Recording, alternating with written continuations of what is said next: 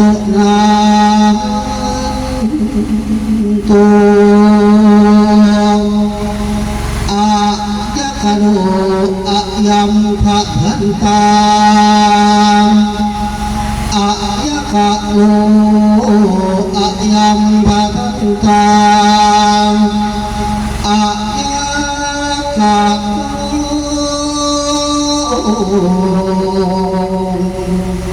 อะยั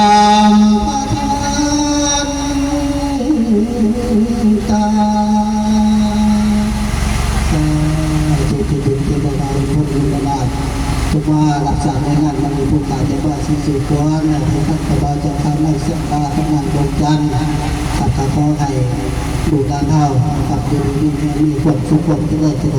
ดปลอดภัยที่ได้ทางมากเราจะจีนจะทานในรักษาในวินาทีนี้